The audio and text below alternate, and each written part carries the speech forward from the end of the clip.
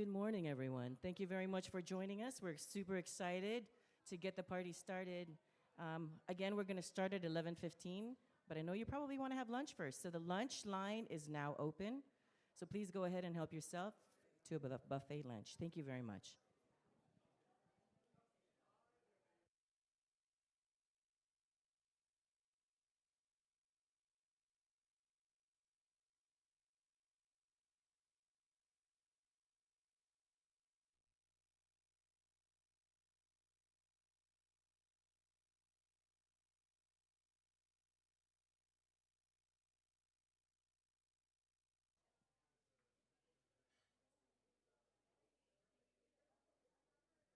Check 1 2 test test test check test check.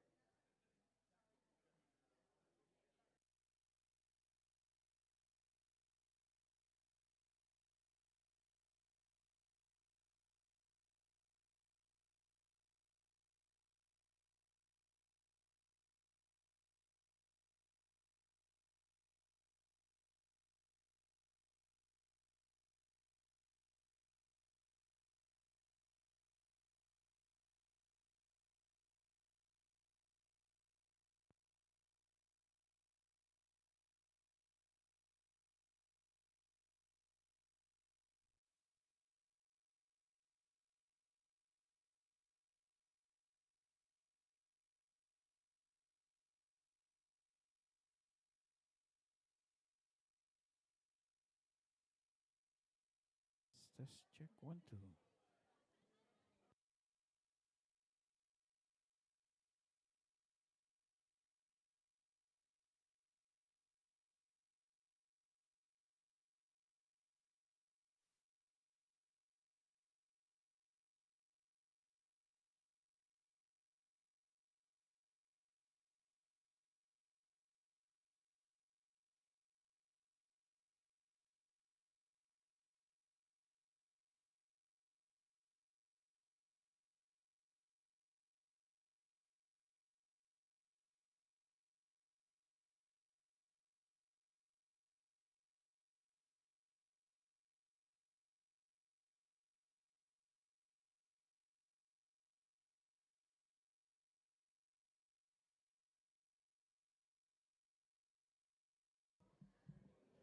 So if you haven't heard, the table is open, so please help yourselves.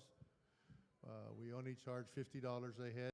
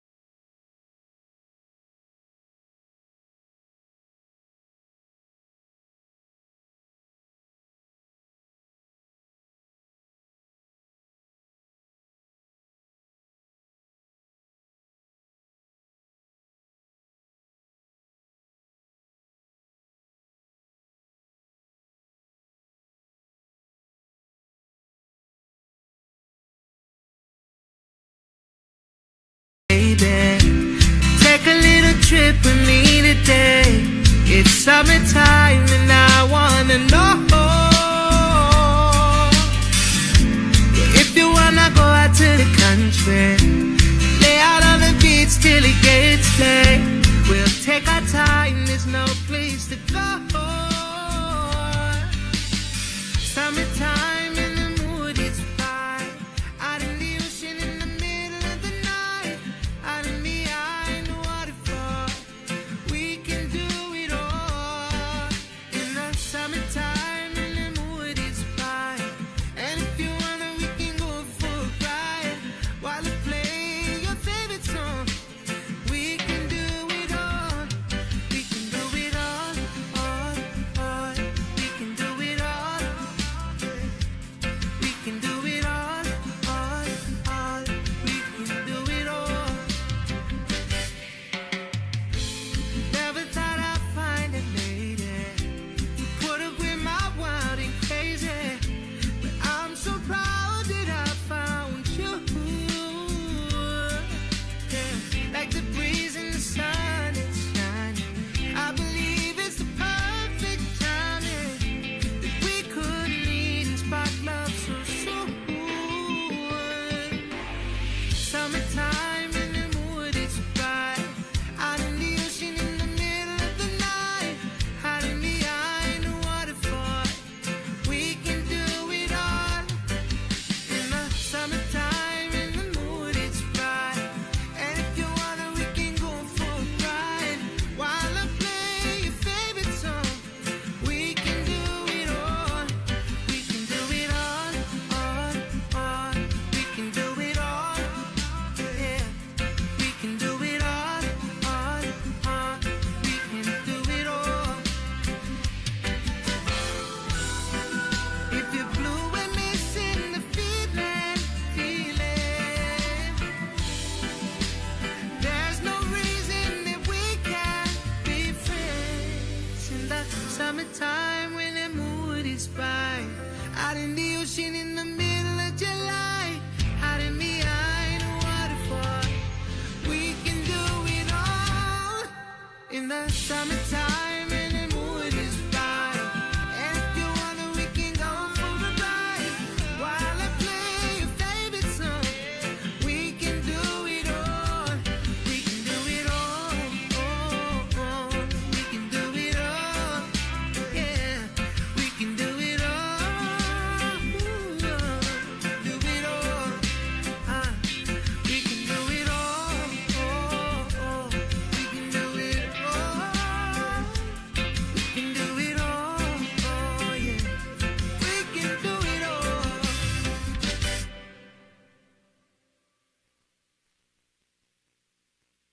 Wave 105, keeping Guam informed, inspired, and in the conversation. Glimpses Media. When a warrior faces adversity, he fights through it.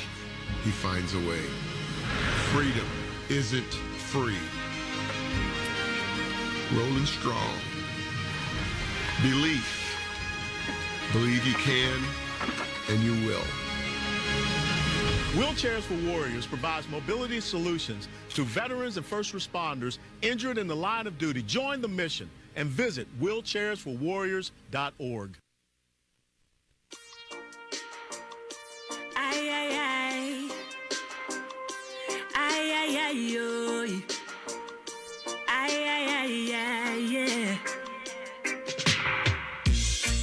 They say that one day you'll find love. There's nothing you can do to stop. It's been so long since I took it there. Been living life, living like I don't care. Then you came along, made everything before you bittersweet. I'm out of my mind, wondering how I spent so long without you with me. They say that one day you'll find love. There's nothing you can do to stop. A love so sweet, so sweet.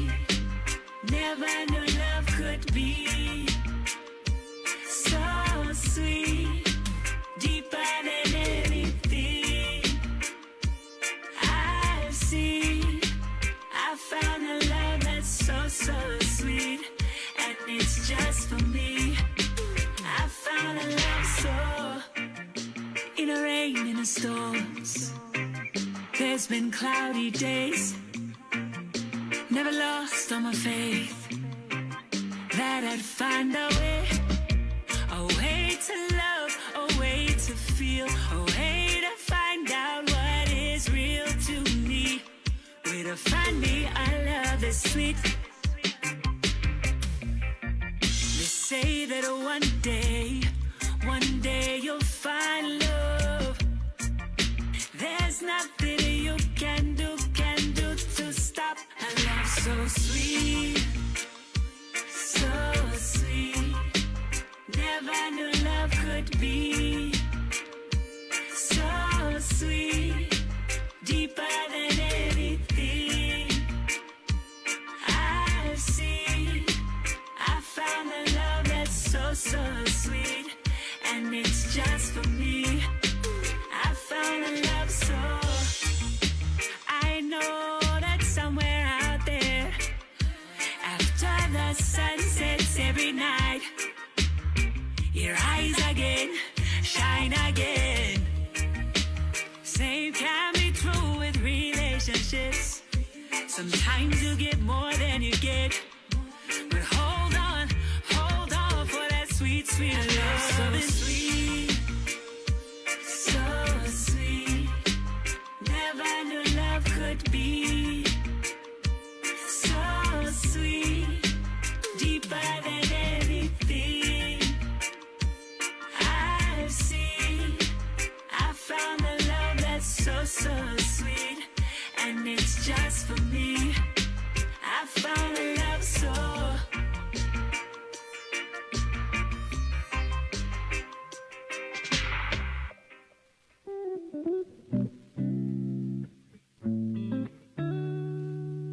Island girl from the Pacific, yeah, she too bad. Out of these fishes in the sea, she a big catch. I got his love deeper than the Mariana Trench. If you want that, island boy, you always tripping where the love at. Out of these fishes in the sea, where the big catch. I got his love deeper than the Mariana Trench. If you want that, you and me, girl, make a great pair. Rock love, and oh yeah, stay here. Feeling cherry, no second guessing, oh there. We don't want that.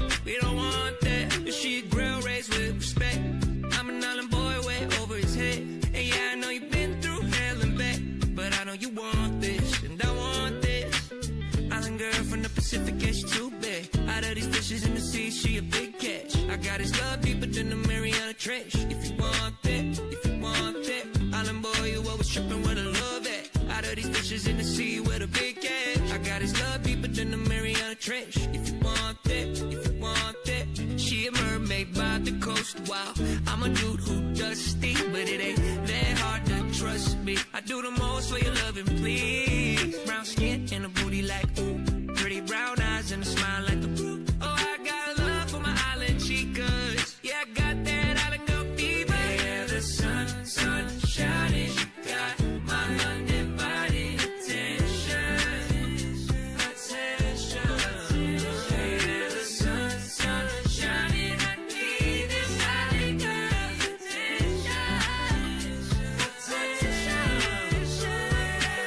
Island girl from the Pacific, yeah, she too bad. Out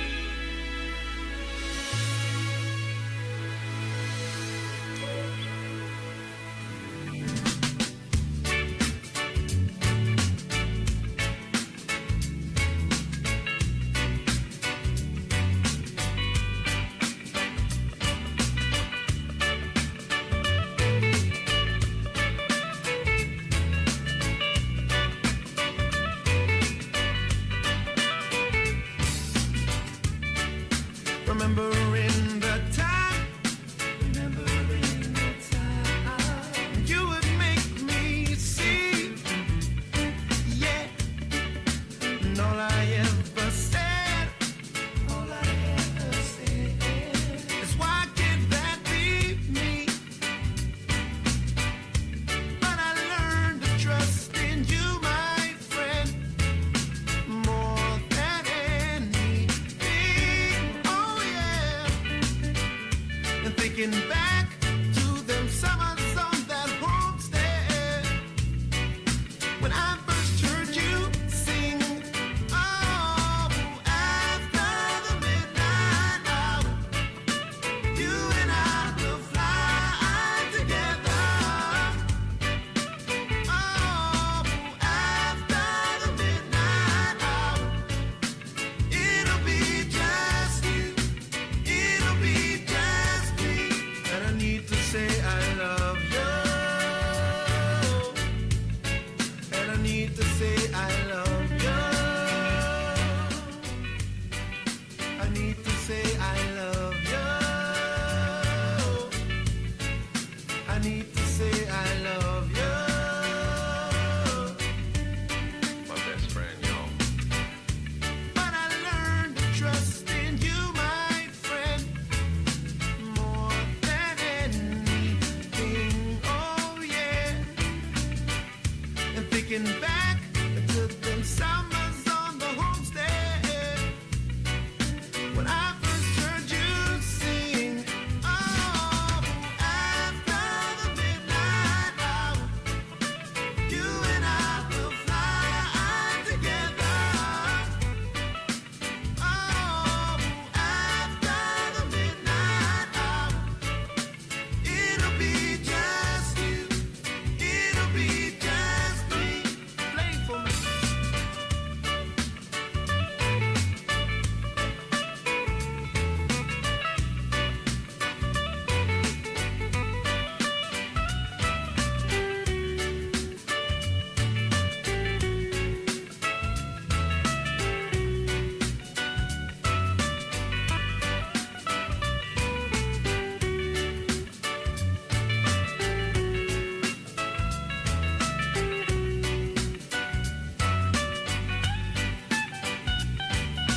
After the midnight hour, you and I will fly together.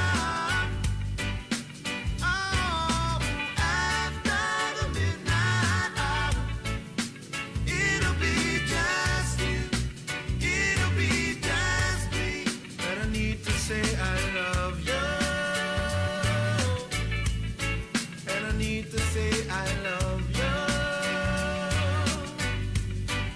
I need to say I love you, I need to say I love you.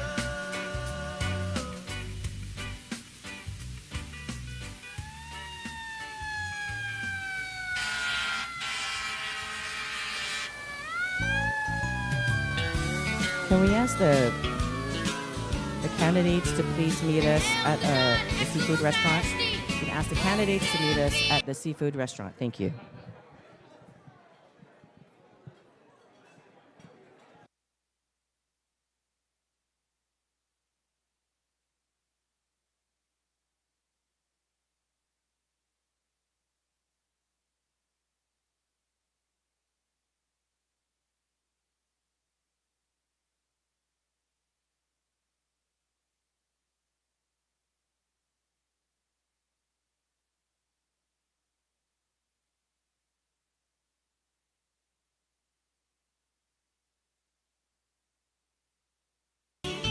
Nahensyan gubit nu di sinanon na pangunten tu esti siya'y publiko ay man matutram tu la noche talitira gisigenti sa boca video my go if I am man masangan niya. Oka video my go, tiningon ni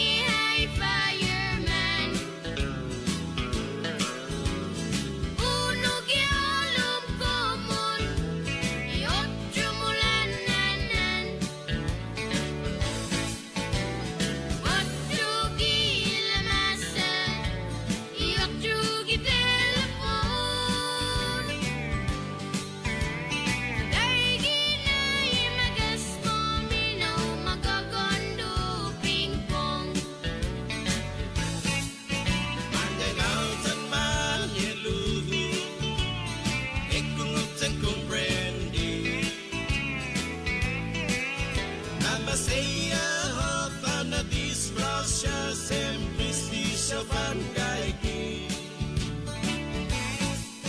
Imason para aksidente Magmuspat minanong Mga sigura ang jutodos Naman kaiki mangilistono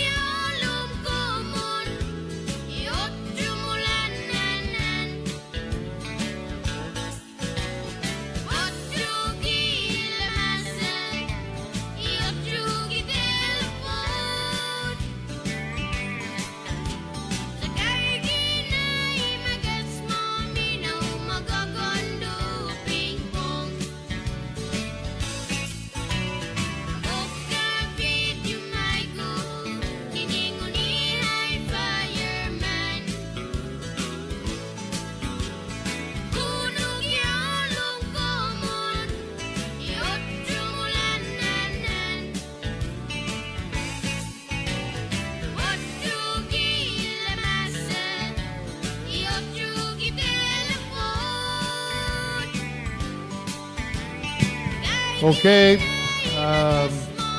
Hello, everyone. I just want to welcome you.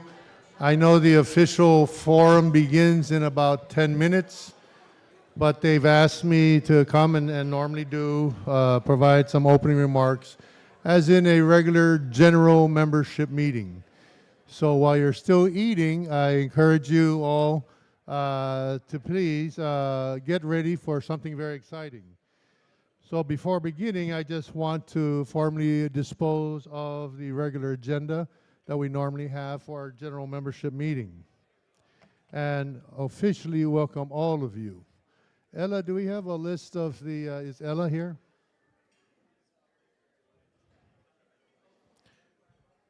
Ella, are you here?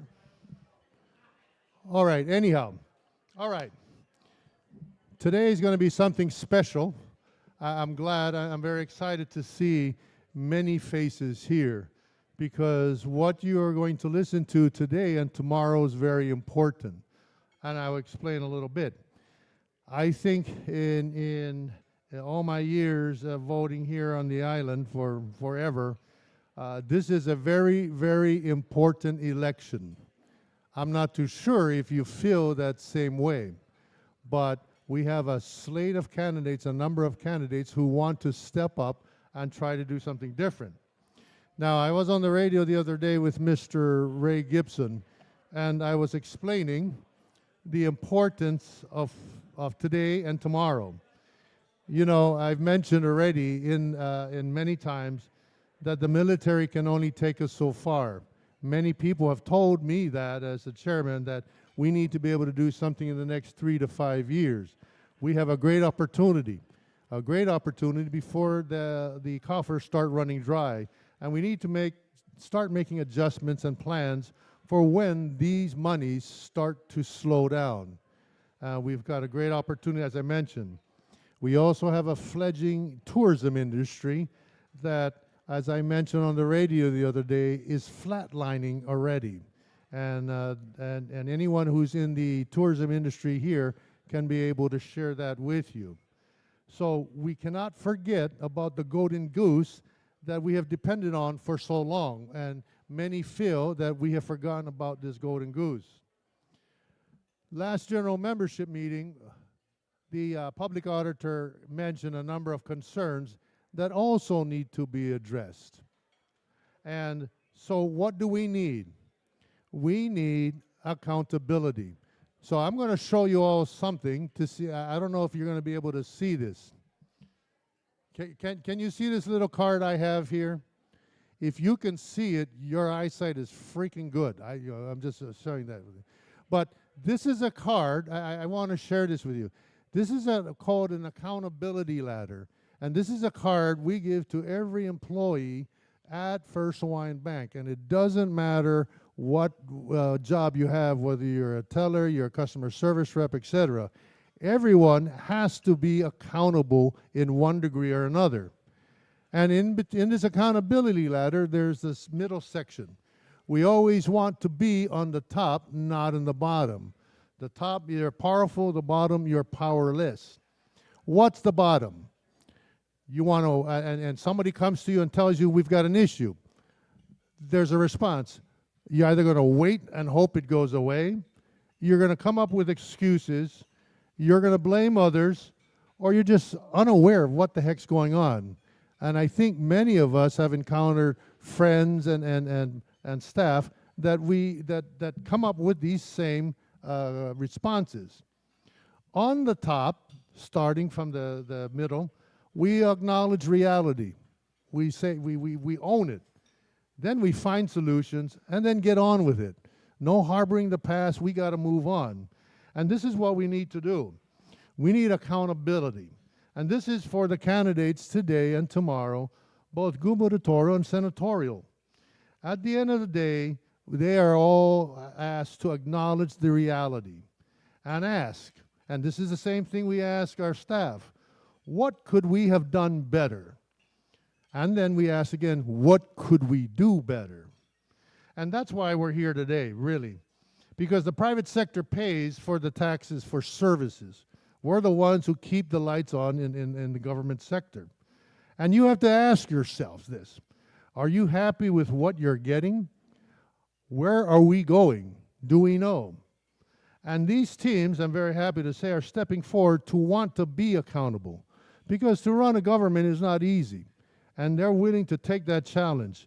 But it's also our duty to elect those who we feel are best to do so. And that's why we're giving them an opportunity. This is one of two. Today we are doing the Republicans, tomorrow the Democrats, and then we will continue on. While we've conducted forums in the past, we're going to do something different, because we normally have the debate, the back and forth, etc. So to better explain this, I just want to thank a number of board members who really worked hard to prepare for today, because this is the first time we're doing this, and there was a lot of hard work that went into it. So, I want to thank our former past chair Tay, our current vice chair Marcus, Kim. Who else am I missing out here? Dan Tadinko, and especially Catherine, because they put something together that you will see. Now, what are we doing differently? Okay, and I've got 5 minutes to kill. So, and if anybody knows me, I can go on and on and on. So I've got the ladies out here ready to hit the stop button for me or ring the bell. What are we doing differently? Very simple. If you haven't seen it, we should have had a scorecard at the front where you can go in there and you start to score a lot of, these candidates. And these scorecard, very simple here, is based upon red, they're not aligned. There's no position. Yellow, they're partially aligned. And green, they're highly aligned. And this is what you have to answer with to yourselves. And we also have evaluators throughout the room where they're going to be evaluating on behalf of the chamber. There are a cross-section of industry individuals that will be evaluating on behalf of the chamber. And we're going to be looking at 5 different pillars. Number 1, fiscal discipline and sustainability. 2, government effectiveness and accountability. 3, economic growth and diversification. 4, business and regulatory environment. 5, government modernization and structural reform. These are a lot of the topics that have been coming out over the last several months, and a number of them that the Chamber has been talking about for many months, many years. So what we also did differently is that we did not send questions out in advance. Why? Because we felt that the future leaders of our island, that they should be prepared to answer comfortably, as I am sure they are today. I know they've been talking about their platforms, etc. So it's important now that we see them in action. And there were so many questions in each pillar. So we actually used the randomizer to select a question for each of the teams, including tomorrow. They are all going to have different questions around the same pillars. And what does that mean? Each will respond to a different question from each pillar for the core questions. Now, let's see, page 2, page 3. And then there's going to be a section where the teams, governor and lieutenant governor, can answer as a team. And then we'll also have a lightning round where they will say yes or no and a few open-ended questions where they can open and respond accordingly. But note that the candidates will be given different questions. Our moderator, Mr. Spielberg, I don't know if you know who he is, a.k.a. Our past chairman, a.k.a. Ernie Galito. He will be here to explain a little bit more. So, any questions so far? All right. I'm going to start to introduce our teams because in about 2 minutes, right now the teams are out there. You notice that we don't have the team set up because they're going to flip a coin. Everything's random. Everything's being, to provide a little bit of excitement because you don't want to get too boring, etc. You're going to have a food coma in about 20 seconds or whatnot, but that's beside the point. So I want to introduce the members so when they walk in, we're ready to kick it off. And if they're coming in, I think we're supposed to stand and pledge and salute them all or something. I don't know. So I'm looking at Shelley. She's looking over there. She's like going to indicate to me. Anyhow, let me introduce them.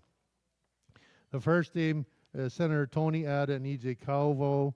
And Tony is a vice speaker, a candidate for governor, and Edward John E.J. Calvo is a candidate for lieutenant governor. Senator Vincent Tony Ada is a lifelong public servant, veteran, and businessman whose career in public service spans 2 decades. He served in the United States Army and Army Reserve from 1986 to 1993 before entering the private sector where he worked as an aircraft mechanic and later as vice president of Ada's Mortuary. His government career began in 2009 when he was appointed director of Department of Youth Affairs, and he has since represented the people of Guam in 5 legislative sessions, including the 30th, 31st, 32nd, 33rd, 36th, and 38th Guam legislature, serving in key leadership roles including minority whip, minority leader, and currently vice speaker. Joining him is E.J. Calvo, an entrepreneur, sports leader, and community builder. E.J. has led multiple private sector enterprises spanning beverage distribution, real estate, insurance, and cultural events, while also serving as chairman as the Guam Economic Development Authority in 2013. He is perhaps equally well known as the head coach of the Guam's men's national basketball team since 2012, the winningest coach in the island's history, and as president of the Guam Basketball Federation, where he has championed youth development and new athletic facilities through public-private partnerships. Together, Mr. Ad and Mr. Calvo are running under the banner of Guam First. Our next team is this morning is Speaker Frank Blas, a candidate for governor, and Dr. Marianne Young Okada. I didn't know her name was Marianne. Oh, that's interesting. Okay. Candidate for lieutenant governor. Speaker Blas brings more than 4 decades of public service to this race. He began his career as a Guam Police Department serving from 1982 to 1996 and went on to serve as Guam's first Homeland Security advisor in the aftermath of September 11. He is a small business owner and president of Frank Blas and Associates, Inc., and has served as an adjunct professor at the Guam Community College. In the Guam legislature, he has held leadership positions across multiple sessions, including minority leader, minority whip, and Republican caucus leader, and currently serves as speaker of the 38th Guam legislature.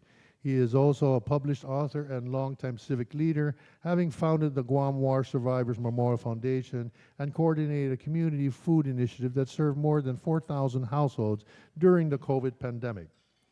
Dr. Mary Okada is a distinguished educator and executive leader who most recently retired as president and chief executive officer of the Guam Community College, a position she held since 2007, making her both the first female and longest-serving president in the institution's history. Under her leadership, GCC maintained over 2 decades of consecutive clean financial audits, a record unmatched among government of Guam agencies. She holds a doctorate in educational leadership and has served in prominent regional and national roles. including the chair of the Pacific Post-Secondary Education Council and commissioner for the Accrediting Commission for the colleges and junior colleges. She is a founding member of the Guam Women's Chamber of Commerce and in a 2020 recipient of the U.S. Small Business Administration Woman in Business Champion of the Year Award. Speaker Blas and Dr. Okada are running under the campaign theme for a better Guam. So, let us welcome all these fantastic teams and give them a round of applause.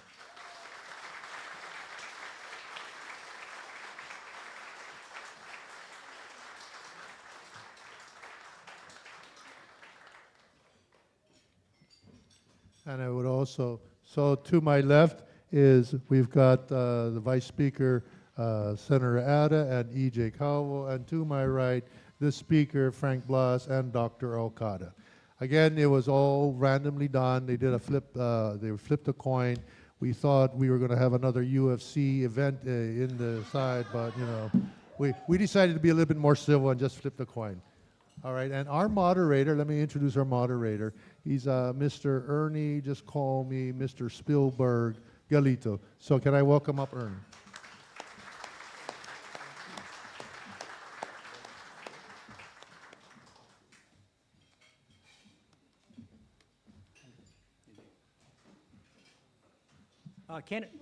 Candidates, can you please take your seats?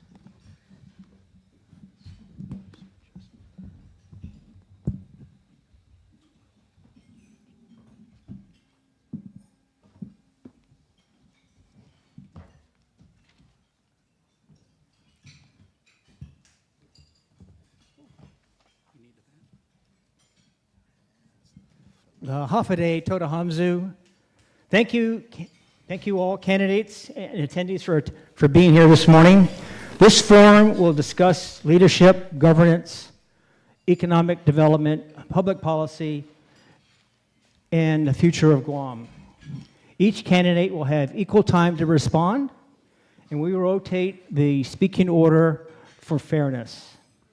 Audience, please respect all candidates and allow them to share their views.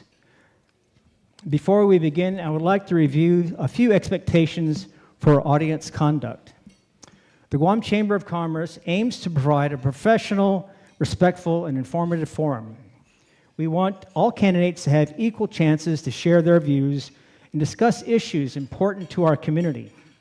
So we respectfully ask all attendees to, first of all, respect all candidates, no matter your preferences. Do not interrupt candidates while they're speaking. Do not shout, heckle, or disrupt the forum. Hold the applause until each response ends or until I direct. And please silence all phones and disable notifications. Always be courteous to others and to our staff. And if any audience member becomes disruptive, we will ask them to leave, and we will escort them from this gathering if necessary. The purpose of tonight's forum is to encourage thoughtful discussion and informed decision-making. We ask everyone to help us maintain an atmosphere that reflects the dignity of the office being sought and the importance of the issues being discussed. Candidates have generously agreed to participate in this public forum, and we ask that each team be afforded the same courtesy, attention, and respect. So thank you all for your cooperation. And let's begin with the opening statements. So please table team one. Mr. Blas and Ms. Okada, please begin. Thank you, Ernie. Hafaday, good morning, and thank you to the Guam Chamber of Commerce for convening this forum at a moment when our island needs clarity, courage, and reform. Dr. Mary Okada and I are running as a gubernatorial team because what has been established as the status quo is no longer acceptable. Not for our businesses, not for our workers, not for our families, and certainly not for the future we all want. I asked Mary to run with me in this endeavor because she's built schools. She's created efficiencies, and she demands accountability. For too long, Guam has carried the cost of systems that are outdated, processes that are unpredictable, and decisions that lack transparency. These challenges don't frustrate the business community. They slow growth, weaken competitiveness, and erode public trust. And when trust erodes, everything becomes harder: investment, innovation, and even basic governance. We understand and are excited that today's forum focuses on issues that matter deeply to our island: fiscal stewardship, government accountability, economic growth and competitiveness, and the leadership required to restore and strengthen public trust.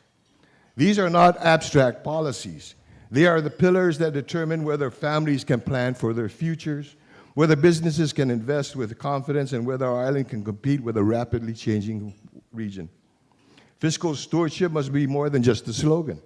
It must be a discipline rooted in honest budgeting, responsible spending, and commitment to ensuring that every public dollar produces real public value. Reform means confronting inefficiencies head-on and refusing to pass yesterday's problems to tomorrow's taxpayers. Government accountability must be non-negotiable. Business cannot thrive in an environment where rules shift without warning, where approvals take months instead of days, and where transparency is treated as optional. Accountability is not about blame, it is about performance. It is about building a government that is predictable, responsive, and worthy of the trust it asks the public to give. Economic growth and competitiveness demand modernization. Guam cannot compete in a global economy with 20th century systems. We need streamlined permitting, digital government services, reliable infrastructure, and a workforce strategy that matches the pace of regional and technological change. Reform is not a threat to government, it is a lifeline to our economy. And at the center of all this is leadership. Leadership that is willing to challenge old habits, confront hard truths, and rebuild trust through action, not rhetoric. Public trust is earned when leaders are transparent, when they deliver results, and when they put long-term interests of the people above short-term politics.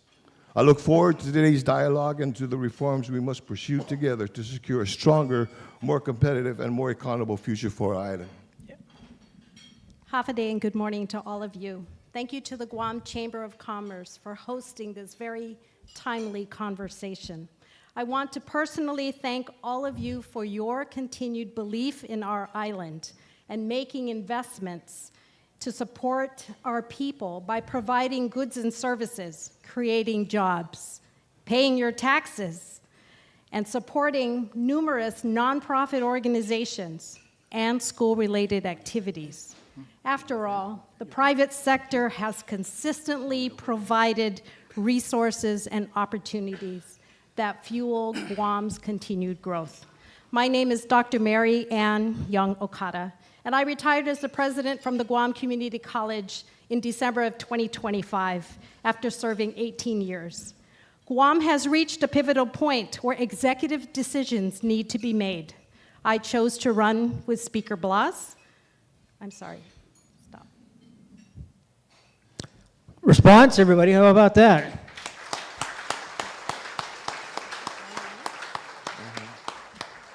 Now, Mr. Atta and Mr. Calvo, your opening remarks. Hapade, good morning, and thank you to the Guam Chamber of Commerce for hosting this forum. My name is Tony Atta, and I'm here today with my beautiful wife, Annette. And my children and grandchildren were not able to join me here today, but a shout out to them. I'm a proud Army veteran, a small business owner, and have served our island in the legislature for 6 terms. I was recruited to run as Lieutenant Governor with Ray Tenorio in 2018, and again alongside Governor Felix Camacho in 2022. I believe God allows for setbacks so you can gain the wisdom, the character, and perspective needed for the journey ahead. I'm running for governor now because I love Guam, and it's clear that our island is not headed in the right direction. We all know the struggles we have been going through, the challenges of government red tape, regulatory uncertainties, recruiting and retaining employees, and managing rising costs. I share your frustrations, and I'm excited to discuss solutions here. We are not suffering from a lack of opportunity. We are suffering from a lack of execution. Our people deserve leadership. leadership that restores confidence in our government and makes tough decisions that put Guam first. Over the last several years, Guam received unprecedented levels of federal funding and opportunities to invest in our island's future. Yet, too often, projects have been delayed, deadlines have been missed, and results have fallen short of expectation. The issue is not about funding. With a budget of almost $450 million more annually than the previous administration. It's about whether our government can effectively manage, prioritize, and deliver. With a Calvo administration, we will get our house in order.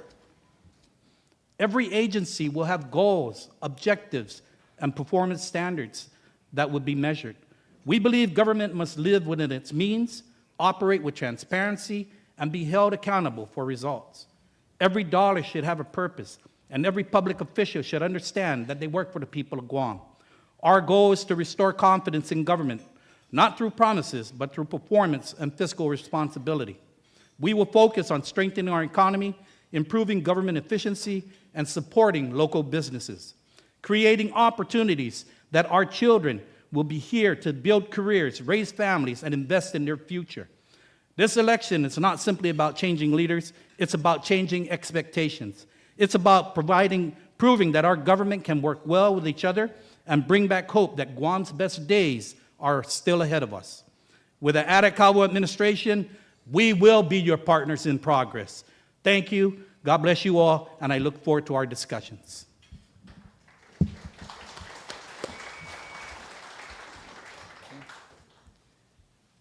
Hafaday, I'm EJ Calvo, and I'm proud to be running for Lieutenant Governor with Tony Atta. I'd like to first thank my wife and my kids for all their love and support. I'm an entrepreneur and a businessman, and as far back as I can remember, my dream was always to create, to build, and to bring solutions. But a businessman cannot grow anything significant if the ground beneath your feet is unstable. I'm also a former chairman of GITA, and during those days, our economy was thriving.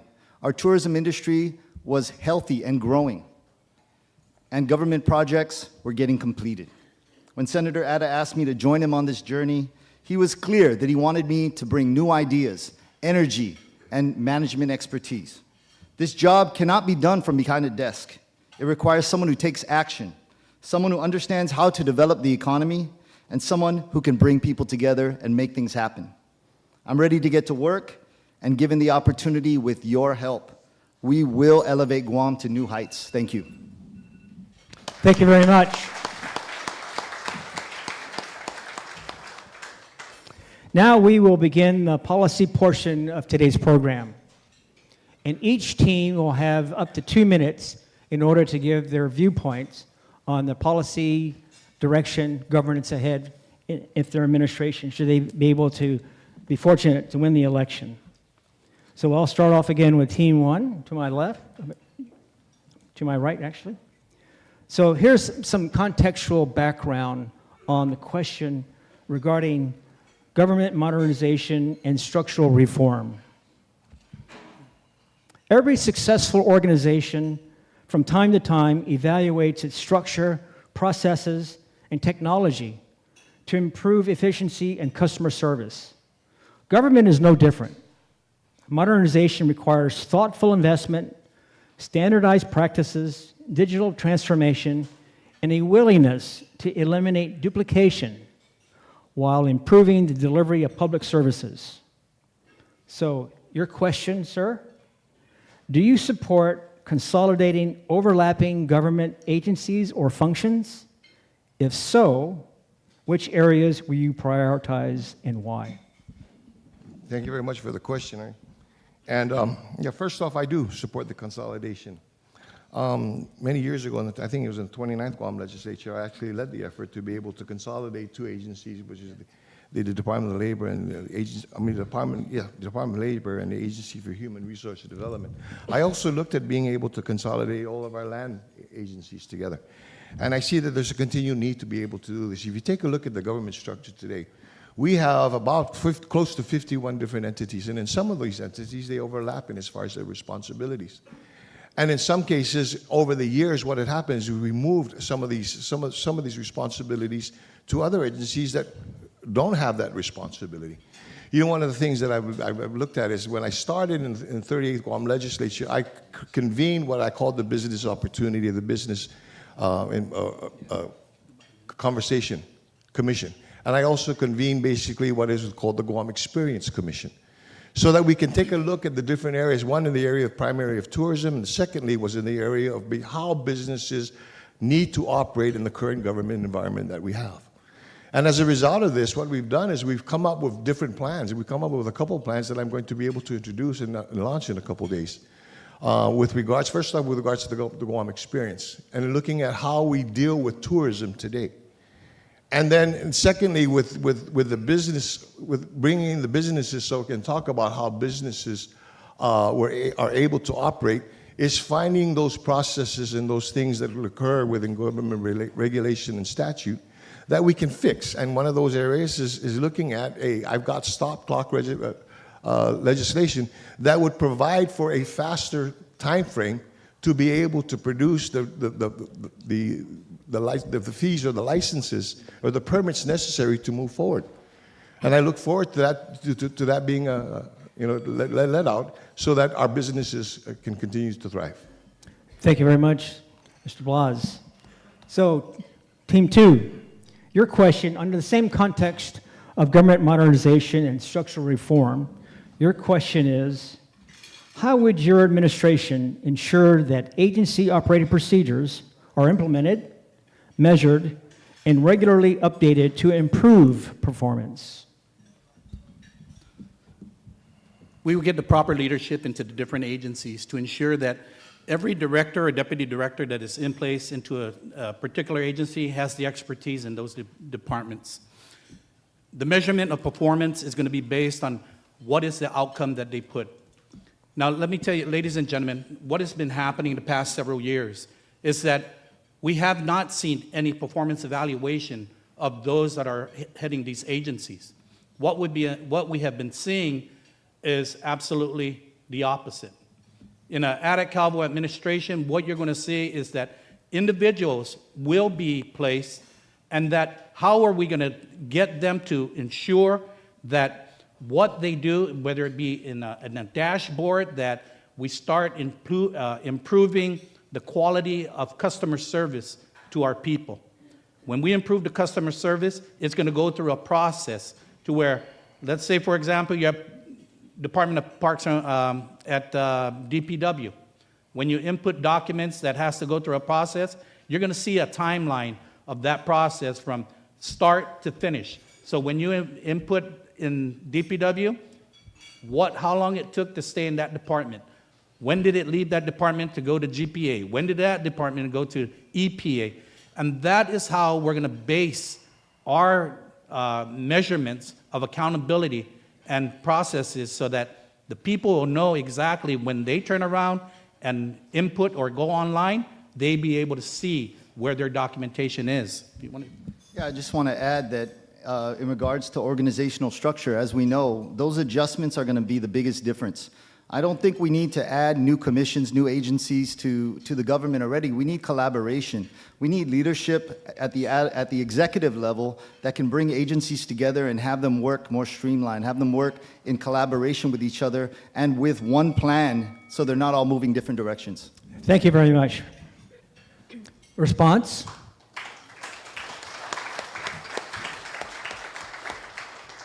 Okay, so under the pillar of fiscal discipline and sustainability, here's the contextual background. The government of Guam manages more than $1 billion in public resources each year. Citizens expect those resources to be managed with fiscal discipline, transparency, and long-term stewardship. The Chamber believes good governance requires balancing today's priorities while preserving the financial capacity to invest in infrastructure, maintain public assets, and respond to future challenges. So your question under that context is, lapse funds continue to occur despite unmet public needs. What policies would your administration implement to prevent lapse appropriations and redirect unused funds to critical services?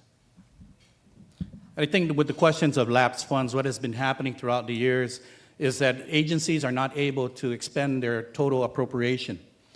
And that is, it's an merit in itself, because sometimes the procurement process does hamper that ability. However, whenever an agency lapses their funds, what should happen is that they should not count on that revenue that they lapsed into the next fiscal year when they try to do their budgeting.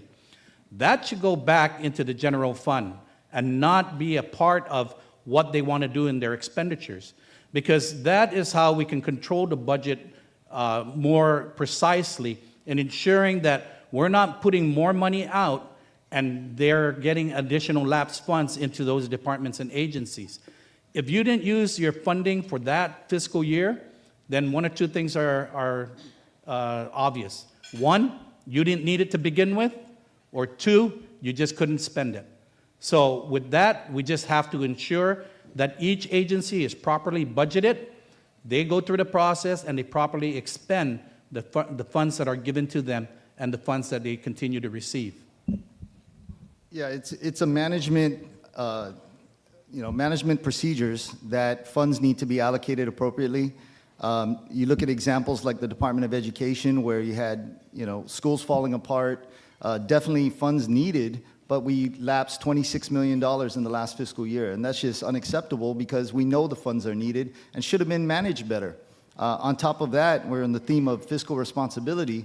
We have federal grants being given to our island, to our government every year, and many of them are returned. They're expired, and we're just not executing properly and being fiscally responsible, because we know we need those funds. We know we can put them where they belong and get a return on that investment, especially when the federal government is willing to give more grants. So our office and our administration will focus on that. Thank you. Thank you very much. Response, everybody? So, Mr. Blas and Ms. Okada, your question under the same context of fiscal discipline and sustainability. Over the past decade, the cost of government has increased from approximately $5,500 to $9,000 per resident, based on a population of 170,000. Do you believe the quality of government services has kept pace? And what reforms would you implement to improve taxpayer value? So I do believe that the pace of government has lagged behind based on the amount that we are spending per resident. And the reason for that is because salaries have increased dramatically, and the cost of the services increased as well. But that does not necessarily translate to better government services. So what we would possibly do is identify a pay-for-performance type of activity, so that individuals that are actually executing the programs in their respective agencies are held accountable for all the things that they do. So pay for performance. Not everybody works at the same level. They shouldn't all be paid at the same level. With the increased number of funding that is available, then government services should be increasing, because if you invest in modernization, digitization, or innovation, you will receive and earn more return on your investment than if you were just to let everything go the status quo. We did that at the community college. We invested in modernization. We made ourselves more efficient. We made processes more affordable. We focused on our strategic plan. We made sure that every individual working at the college was held accountable for all the transactions that they were responsible for. And that's important. People need to be held accountable for the work, so that we don't return federal money, that we don't lapse federal funds, that we make sure that we provide information to all of you on what our dollars are being used for. It's important to tell you what they're being used for, so that we can be held accountable for all of our actions. Thank you very much. And the great thing about having only 15 seconds to respond to that is I can say ditto. Thank you. Thank you very much. So, under the platform of business and regulatory environment, here's the contextual background. Businesses create jobs. They generate revenue. They invest in our community. A competitive economy depends on predictable regulations, efficient permitting, transparent procurement, and a civil service that is responsive to residents and the business community alike. The Chamber believes government should be a partner in economic growth while maintaining accountability and public trust. Your question: will you require all regulatory agencies to know what rules and laws that are in place before imposing those same rules and laws on any resident or business seeking to build or develop? Thank you for the question. You know, that was the very reason as to why, when I started in 30th Guam Legislature, I created the Business Review Committee so that I can bring the people, I can build initiatives that have been born as a result of this discussion. I didn't wait until running for governor to be able to do this. The need was necessary, the need was immediate, and we went ahead and we started to do this. And we're going to continue to do this. And with the Blas Okada administration, what we're going to do is we're going to continue that process. The government belongs to you. You are the government. We work for you. And in working for you, it requires for us to be able to have those conversations. How can we make government more effective and help you so that we can grow the economy? Without you, the government cannot grow. The government cannot do its work. And if we don't and if we don't do the things necessary to be able to make the business environment much more attractive, much more affordable, much more profitable, then the government can receive the revenues that it needs to be able to continue to thrive. I want to give my partner some time.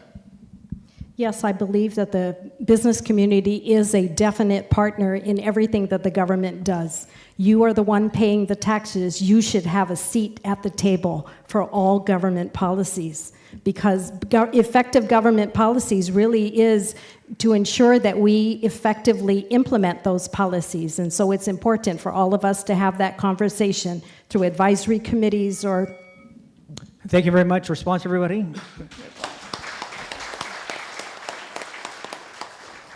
So, Mr. Ada, Mr. Calvo, same type of question, different format. How would you standardize permitting requirements across agencies to reduce conflicting interpretations, unnecessary delays, and mountainous frustration? That's where we talked about digitizing and utilizing technology, where you'll be able to turn in your documentations and ensure that every agency or department that your documentations go through is held accountable at a certain timeline. And what we can do is ensure that if it's not out in that agency in 5 to 7 working days, then it deems automatically approved, then moves to the next agency. It behooves the agency to ensure that they are reviewing the documentations on a first in, first out basis, and very expeditiously, so that they would be able to ensure that the next documents that come in are moving at the same process. If there is a hiccup, move it on to the next station so that the next agency can give their approval or disapproval, and then come back to the agency that had an issue, so that they can work out that issue and not stop the process because it's just there and then needs to go on to the next 4 or 5 different departments. It is a tedious process, but we're going to work on it to ensure that that process is lightened and that process is smoother, and that transition from one agency to the next agency, you'll be able to see the difference in what technology will do for our people. Just to reiterate, it's about leveraging technology and assisting, providing those resources to the team, holding people accountable to those standard operating procedures, just like many of you do in your businesses.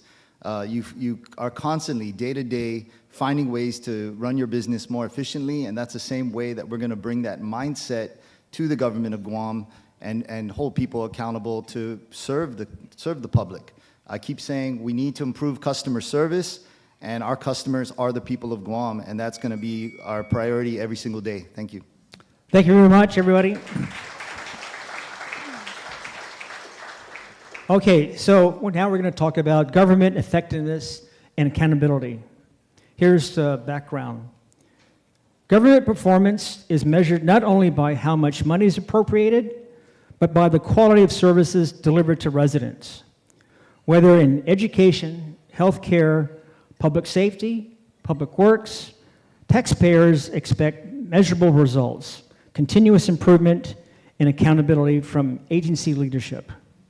Your question, sirs, do you support recalibrating education funding based on actual student enrollment? And what principles would guide that decision? I think that when we look at education and how we can prioritize education and the funding that goes to there, perhaps what we need to look at is site-based management and how we can improve the teachers, the principals, the families should have a say in how that school is performing. They should be able to turn around, and the principals can fire, hire, and adjust their personnel as needed. Before in the legislature, what was happening is that each school will come down and defend their budget. But now what has happened is that we turned around, they just lump sum the budget, and we don't know what school is getting properly funded. We don't know whether it's going to the classrooms. We don't know if it's going to textbooks. What we do know is that there is a big budget that goes to the Department of Education, and they continue to lapse funds year after year. So in order to cut down on lapses and cut down on useless expenditures, let's really look at what we can do with site-based management. It's working in the parochial schools. Charter schools are doing it. Let's see what we can do with the Department of Education school system so that they can be able to ensure that the quality of education is getting to the students because the funding is getting to that particular school and they don't have to wait for Central to act on what they're doing. Yeah, I think the same thing with that business mindset, the same way that you would run different divisions in different areas. Decisions need to be made based on what's going on locally within that division, especially if you're going to be holding them accountable to results. Our test scores are below national average. We want to see that improve. We want to give the best opportunity to the next generation so they can build those careers, so that they can give back to the island. But how are you going to hold them accountable if you're not giving them the support that they need within their community? Thank you. Thank you very much. Mr. Blas, Ms. Ada, I'm sorry, Ms. Okada, pardon me. Your question, how will you link agency funding to performance? And are you willing to reduce budgets or replace leadership when agencies fail to deliver measurable results? Well, first off, one of the things that we're going to do from day one is we're going to require our agencies to come up with a strategic plan. What do they plan to do, and how do they plan to be able to make sure that the services that they're required, that they're mandated to provide, that they're going to provide, and give us the timelines. Give us basically how your work product, your worksheets. How is that going to be able to work, and so that we can not just measure the performance of the director who says that they're going to be doing this, but also measure the performance of the agency and how they're effectively using their funds. Because if we don't start to do this, if we just because it's Department of Labor, we just say they're going to be doing labor issues. Well, what specific labor issues are you going to work on? What are those mandates? What are those processes that you're going to work on so that you can improve the labor industry, so you can improve labor on Guam, and then hold them accountable to those standards, the standards that they're going to be able to give it and to provide, and to share those accountability measures with the community so that we can get your input as to whether or not it is actually working. So many agencies have accreditation standards or requirements, and so using that alongside with standard operating procedures and agency strategic plans, you can evaluate the performance of not just the agency director, but the individuals that work for that agency. For example, at the community college, we have accreditation standards relating to finance, enrollment, everything, curriculum, and all of the individuals associated with those particular activities are evaluated, and those become their standards. So take a look at all the federal, local requirements, and yes, change out the management, change out the leadership if they do not perform. Thank you very much. Thank you, both team candidates. Now we're going to move into the executive leadership portion of the forum. These questions will focus on how each team intends to lead, manage, and build a high-performing administration. So, Mr. Blas, Ms. Okada, your question is, what qualities, leadership standards, and expectations will you prioritize when selecting cabinet members and agency directors? And how will you ensure they remain accountable throughout your administration? Well, first off, we got to make sure that they're qualified. And it's not because you know Frank Blas Jr. Okada that you're going to get a job. Okay? And if you're going to want to get a job in a certain area, we're going to set certain criteria, certain standards. And in some cases, certain certifications, so that we know that you've got the basic knowledge and the basic skills first to be able to start to do your job. And then have that conversation as to what their vision is. What they see is they can provide to the agency and how they can improve the agency, but more importantly is how they can improve their aspect, the aspect of what they're doing to improve the lives of the people of Guam. I would also like to measure their critical thinking ability, because situations occur and people have to critically think on their feet. They have to be able to address an issue immediately when it becomes a matter of life, health, and safety. So those are issues that are required. Also take a look at being able to roll up their sleeves and do the work, because a good leader understands the challenges that individuals in their departments see. Help provide them with the solutions if you understand what the processes are, or you understand what the challenges are, in order to make effective implementation of policies and business practices. So it's important that they understand, but they got to be able to roll up their sleeves and get dirty, because it requires that. Thank you very much. So, Mr. Adam, Mr. Calvo, many successful organizations establish measurable goals, regularly review performance, and continuously improve operations. What management practices will you implement to create a culture of performance, innovation, and continuous improvement across the government of Guam, and what metrics will you personally review on a regular basis? Well, we're going to, first of all, focus on transparency. The island deserves to know what's going on in every agency, deserves to know what's going on in operations. Publicly communicated dashboards, communications on budgets, timelines, goals and objectives. This will be a style of management that will produce results, and that's what we believe. We are also going to expand some of the roles and responsibilities within our executive branch, so that we can really get hands-on with the agencies and ensure that they're following through on the plan. I think planning is where it all begins, as we all know, and holding everyone accountable to plan on a regular basis and keeping everyone on track is what it's going to take to turn things around. It's about holding the agency heads accountable. You know, Governor Calvo once said, if I need to do your job for you, what do I need you for? And that's where accountability matters, because if your agency heads or personnel cannot do the job that they are required to do, or even look out for each other and ensure that every agency, every department, reach out to one another and help each other, because in the end, this is about the people. This is about providing services for our people on our island. How else are we going to be able to attract others' investment from outside if we're not taking care of the house itself? Thank you. Thank you very much.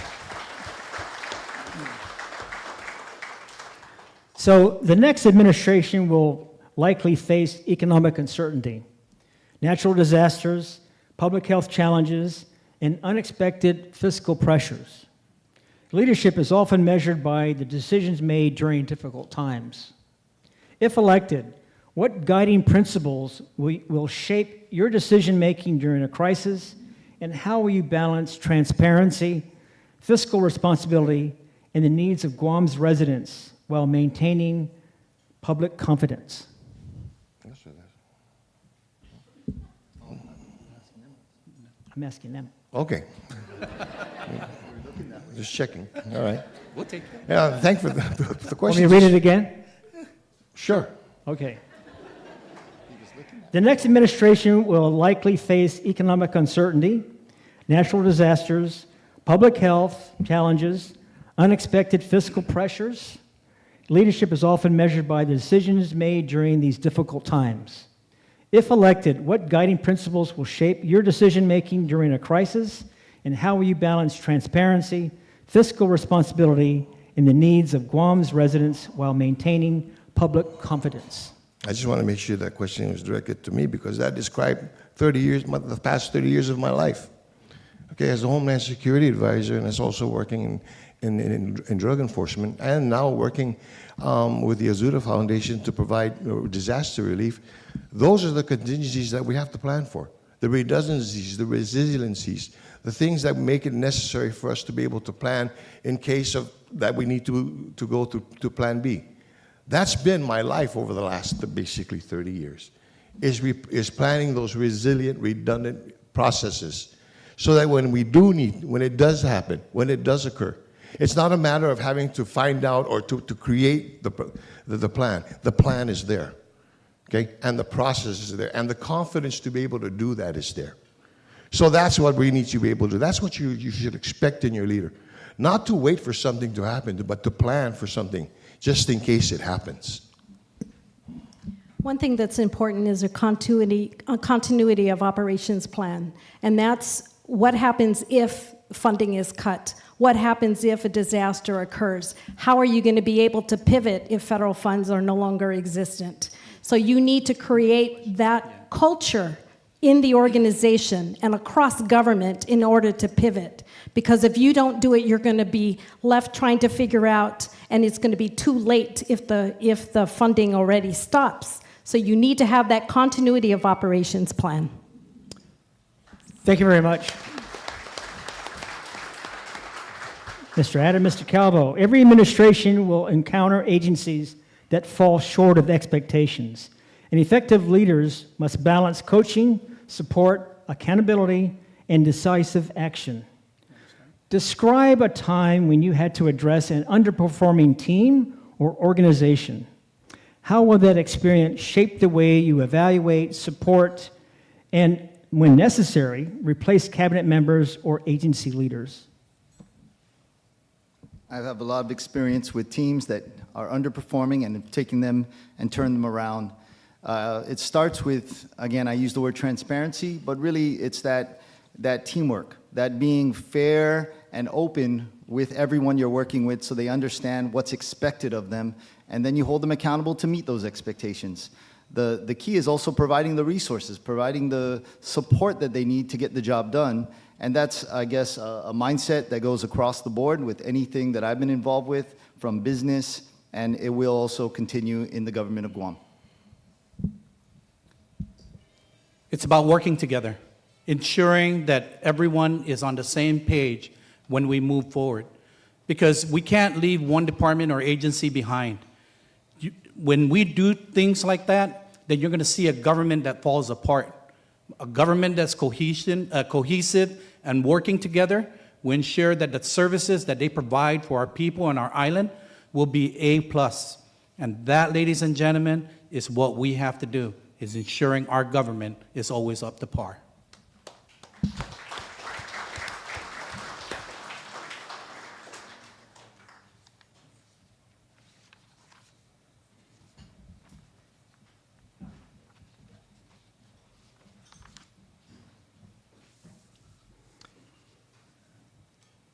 Thank you, candidates. We will now conclude with our lightning round. These questions are intended to reveal leadership philosophy and instinctive decision-making. So each response should be concise and limited to 30 seconds. The previous questions explored policy and governance. The lightning round is designed to reveal leadership philosophy, and we ask each candidate to answer instinctively, clearly, and concisely. And it may be follow-up questions, but I'll follow up with those as they occur. So I'll ask the same question of each team, and they have 30 seconds to respond. This is regarding, again, fiscal discipline and sustainability. So I'll ask this to this team. Mr. Blas and Ms. Okada, you're first. Okay? Sure. All right. All right. Should surplus revenues go first to debt? No. Should surplus revenues go first to debt reduction, reserves, or tax relief? It should go to debt reduction. You know, right now, this administration claims that it's got in excess funds. Well, how do you claim you got excess funds when you got debt and the money that you still owe? Let's pay down the debt that we have, so that when the next time we don't have to worry about that debt. So it should be able to go there. Right now, as it stands, we get excess funds. We decide to grow government. We can't do that. We've got to be able to reduce the debt that we have. Thank you very much. Same question. Should surplus revenues go to first debt reduction, reserves, or tax relief?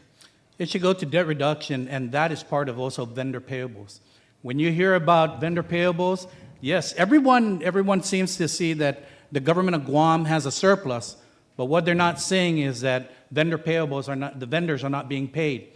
And there are so many vendors that need their money so that they can keep their employees, so that they can pay their taxes, so that we can keep our economy going.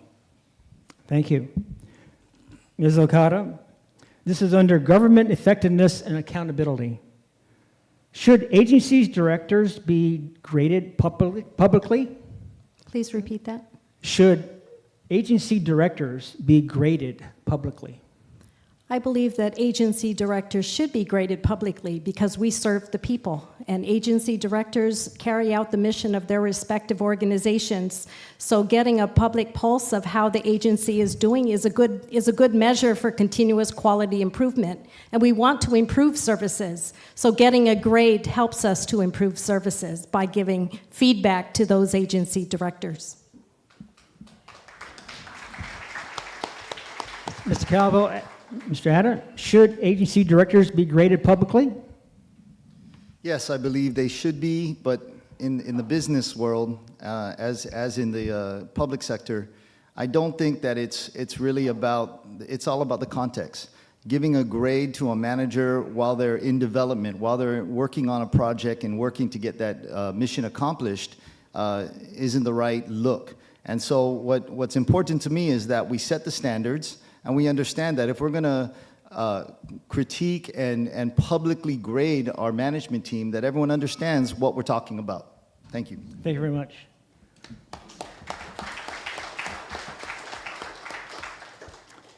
So, Mr. Adda, under economic growth and diversification, is Guam too dependent on tourism and military spending? I believe Guam is too dependent on military buildup and tourism.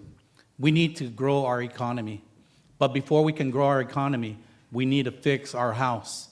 We need to ensure that when we have new investors that want to come to our island, that they're not going to see the same thing that us locals are going through, and that's a permitting process from Timbuktu, right? Because it takes, I remember one of the restaurants in Agana that wanted to do renovations, and it took them a year just to get a renovation permit. Thank you. I'm going to follow up with that question. If we're too dependent on tourism and military spending, what other industries do you see that we could do? 30 seconds. There's many other industries that are out there. There's 3D printing. There's other manufacturings that can come to Guam. We just need to open up our borders. We need to ensure that when we can turn around and improve our processes on our island, then we can start bringing in other industries. Because tourism and the military buildup is going to plateau at a certain point. And tourism is not going up at this point in time. So until we turn around and start increasing tourism, then we'll be able to look at other industries that we need to rely on. Thank you very much. So, Mr. Blas, same question.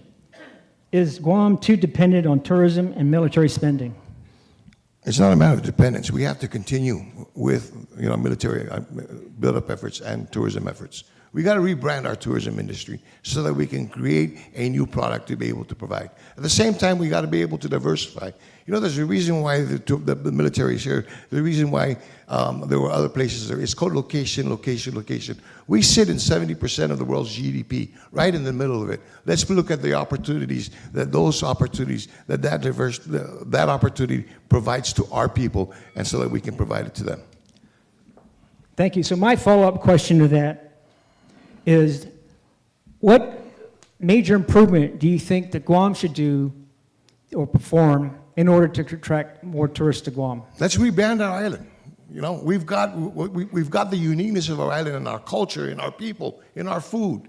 Okay, we're competing against sun, sand, and surf against 1,000 other destinations. We have what is called the half-a-day spirit, the spirit of being able to bring people into our homes, the spirit of bring people within our community.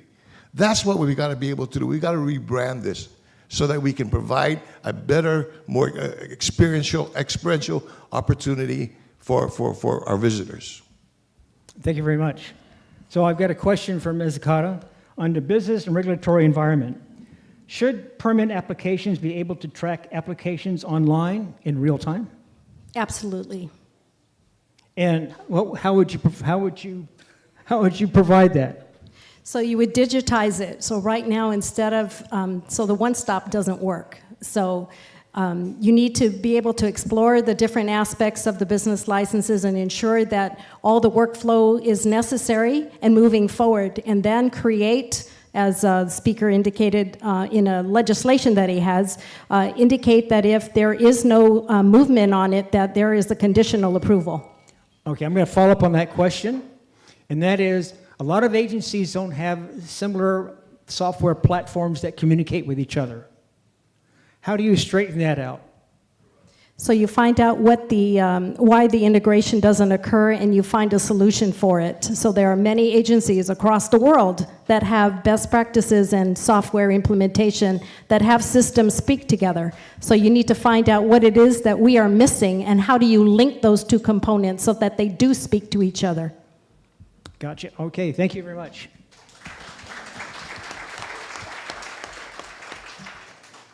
Okay, for the Calvo team, under, again, business regulatory environment, same question. Should permit applications be able to track applications online and in real time?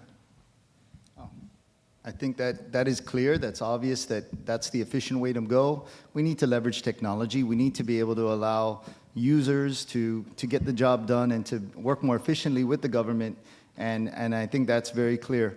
On the, you know, since that question's clear, I want to circle back and say that, you know, we have to have plans for tourism, and I know we talked about diversification, but there's not much that will impact our island as quickly, and we need to turn the tourism industry around.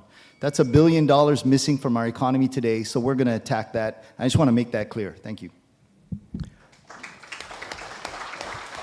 Okay, my follow-up question to that is that in the tourism industry today, we're supposed to be amongst the digital part of the digital world. A lot of countries, Korea, China, Japan, they don't pay by cash or credit card. They use their phone or the palm of their hand. What do you propose in order to get the private sector to be on the same platform as some of these digital platforms where source countries come to visit? Yeah, that's understanding your customer, understanding marketing 101, and providing them the easiest way for them to do business here on the island. And I understand that that's a significant issue that will be addressed, but let's go back to basics. We need to clean up our island and get it looking better. We need to clean up our house before we invite people over for a party. And that just hasn't been done. And so we have plans in place, and I'm going to take special interest to make sure that it gets done. Whether it's Tumon, north, south, we're going to invest in our attractions, invest in our island once again. Thank you. Thank you very much. Now for the, again, for the Calvo team, this is under government modernization and structural reform. The question is, does Guam have too many government agencies? And I think it goes back again to consolidating the agencies that can be. When you look at the different agencies in land, for example, you have Department of Land Management, you have Chamorro Land Trust. You have Guam Ancestral Lands Commission. Let's look at what we can do to consolidate those agencies and make them one agency, as we did under Governor Calvo's time. Look at the different other, where they're very similar with one another, with Guam Economic Development Authority and Guam Visitors Bureau. How can they work hand in hand by continuing to allow visitors to come in and also attracting new businesses? Thank you very much. And my follow-up question is, Guam Land Use Commission, Chamorro Land Trust, Ancestral Lands, they all have different missions, all have different constituencies. They're all deeply rooted in passionate practitioners who believe that land belongs to the people. How do you balance all those agencies, all their different mission objectives together with development? They still have one thing in common, and that's land. It doesn't mean that you take different folks from ancestral lands or Chamorro Land Trust and remove them and just have it under one. You still need the expertise of those within the different departments and agencies. What you're doing is that you're making them interwork with each other so that they can help and utilize each other to fulfill the mission of Department of Land Management or Chamorro Land Trust or Ancestral Lands. Because one agency may have an expertise that other agency doesn't have. It's about collaborating and working together. Thank you very much. So, for the Blas Okada team, same question. Do you think Guam has too many government agencies?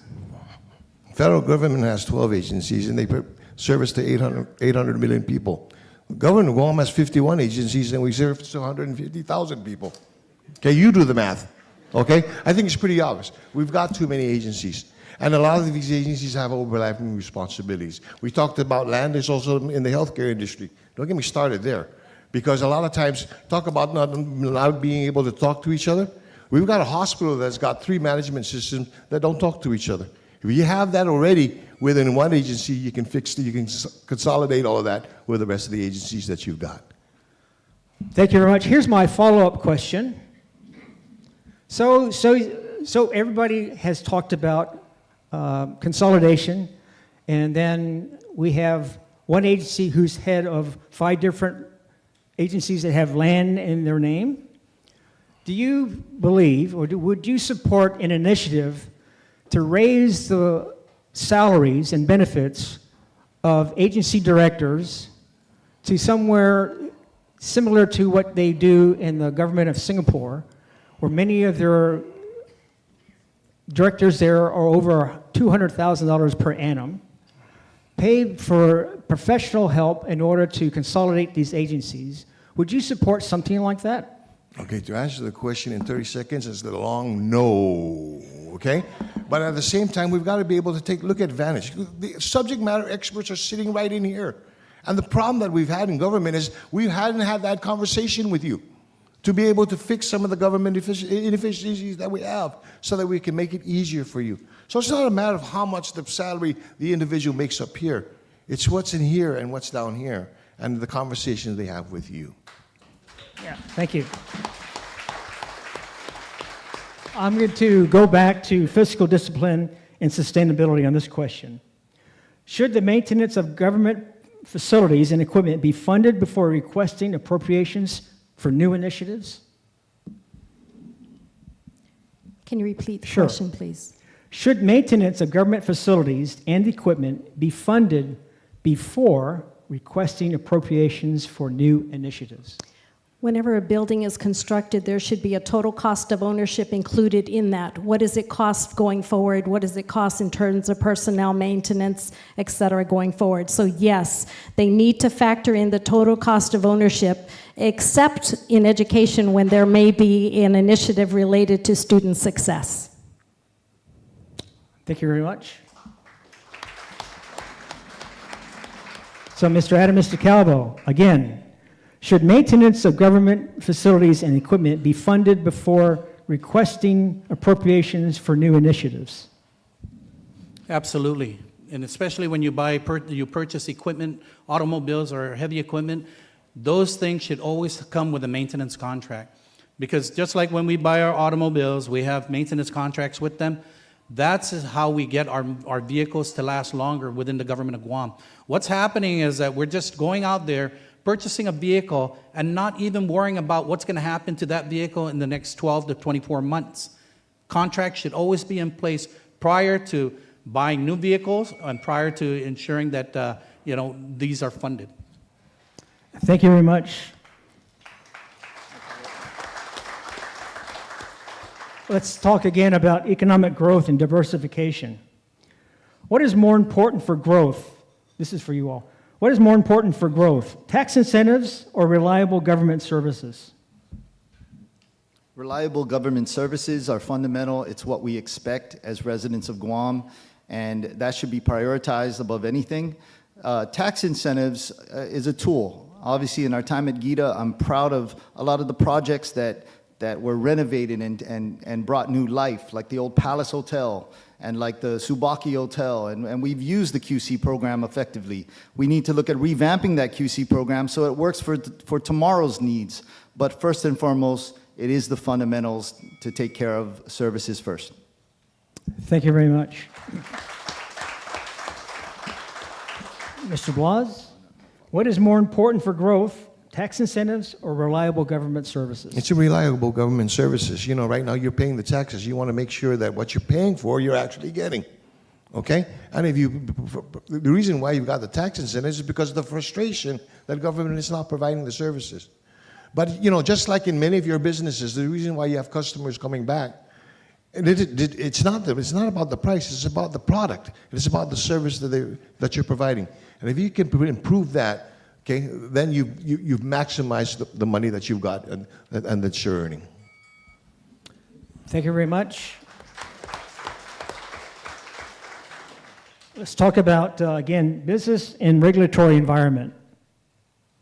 Should agencies provide one complete list of corrections at the beginning of a review process when it comes to permitting? You have to repeat that, please, for me. Should agencies provide one complete set of corrections at the beginning of the review process? So I would say no, primarily because in the concurrent review, there might be something that they overlooked on the first review. So if you have an opportunity to provide corrective services, then you should give the opportunity to make those corrections and then identify any other issue that may restrict from providing a clear pathway. All right, thank you. Mr. Atta, again, the same question. Should agencies provide one complete list of corrections at the beginning of the review process? Yes, they should. And like I mentioned earlier, what should happen is that if an agency has an issue with whatever has been submitted to them, look at it, but don't hold the process up. Keep the process moving so that they can come back and find out what is going on and why their permitting process hasn't been able to clear, whether it be DPW or EPA. But let's not stop the process. Keep the process moving, and we'll address those issues when they come back to review it. Thank you very much. So I had another question again. Should procurement protests be limited to prevent abuse? I believe that procurement process protests should actually be those that are involved in the procurement. If you have a stake in the procurement and you protest, that's fine. But if you have no stake in that procurement, then you should not be able to protest. Only those that are within the procurement of what is being done, that we be able to move with that protest and address the protest, whatever it may be. And if it can't be solved, cancel the procurement and restart the bid process all over again. Thank you.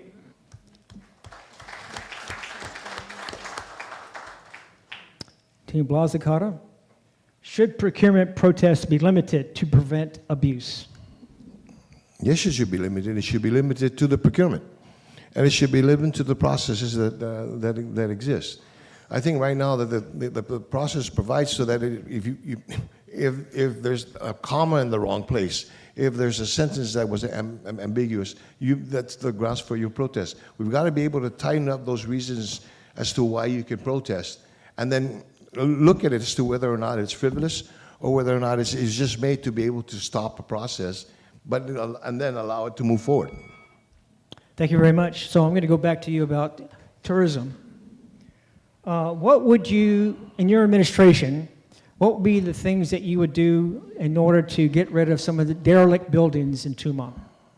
Well, there are statutes that exist with regards to, how it should be provided. There was a recent law that was passed to provide incentive to be able to fix these things. You're right. In order for us to be able to invite people, nobody's going to want to go to a dirty house. We've got to be able to fix it. And this can be done not just from the government level, but at the community level. If we get together as a community and be able to address some of these areas that are derelict together, we can work it. At our Calvo team, in your administration, what would you do to get rid of the derelict buildings in Tumon? Yeah, buildings in the private sector and private hands need to be addressed. In our platform for tourism, we will be appointing a chief of tourism and economic development that will bring stakeholders together at the table, all the agencies associated with tourism, because it touches everybody, and a plan for the future, call it version 3.0, will be introduced, and it will address how to handle public facilities, private facilities. There will be repercussions for not taking care of your properties, because that's the product that we're presenting to the world. And so that's all happening under our administration. Thank you. Thank you very much.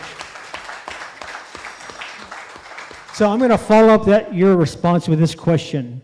All the visitor touch points in Tumon and throughout the island right now are being managed by the Guam Visitors Bureau. Is that the right agency that should handle these customer touch points? It's the right agency today, the way the structure is. They have the most means, but I think that's something that, again, the chief of tourism will determine with the team how to get the job done. But we know that result that we want to accomplish is a better looking Guam. If there's faded paint, if there's graffiti, if there's stray dogs, it's taken care of. And that goes across the island, not just in the epicenter of San Vitores. So I think today it's GVB. The look of tomorrow and the makeup is whatever it's going to take to be the most efficient government possible and keep Guam clean and presentable. Thank you. Thank you. So I'm going to go to this side on tourism. What tax incentives do you think will be inviting in order to revitalize the tourism in Guam? Let's offer the tax incentives to local businesses and to entrepreneurs and to people who want to be able to be a part of this tourism, this product called tourism on Guam. Give them the opportunity. The tax incentives that we have right now are focused around the providing the room and the board. How about providing the product? Giving the tax incentive for our business to be able to provide a product so that people can, when they come to Guam and they experience, they provide a product, or they get a product, they buy a product, it comes from Guam. How about there?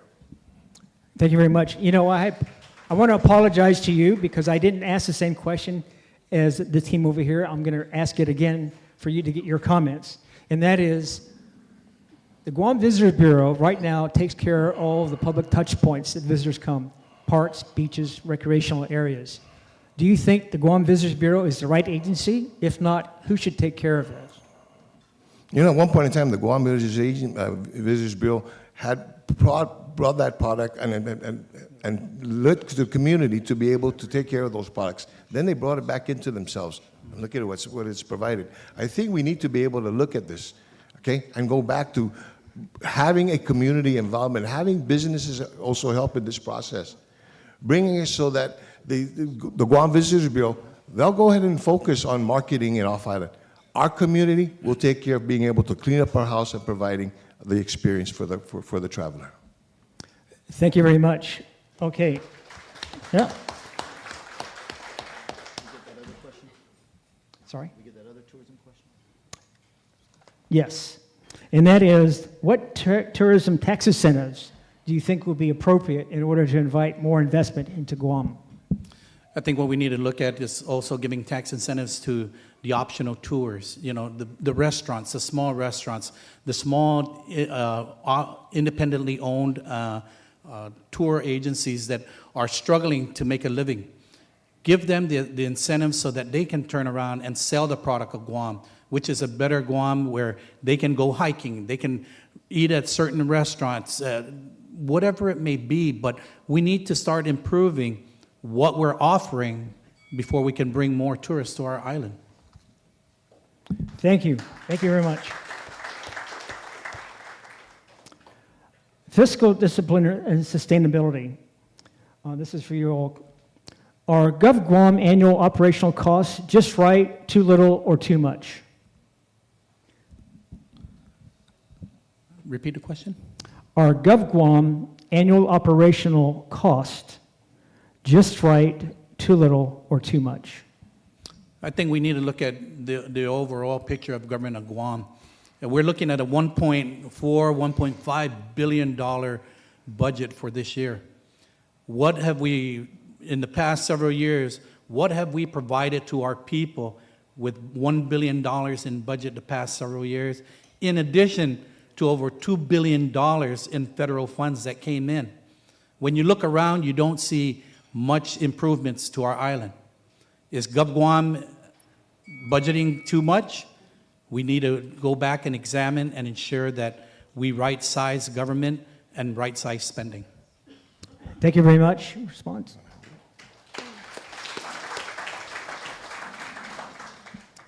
For the Blas Okada team, are Gov Guam annual operational cost just right, too little, or too much?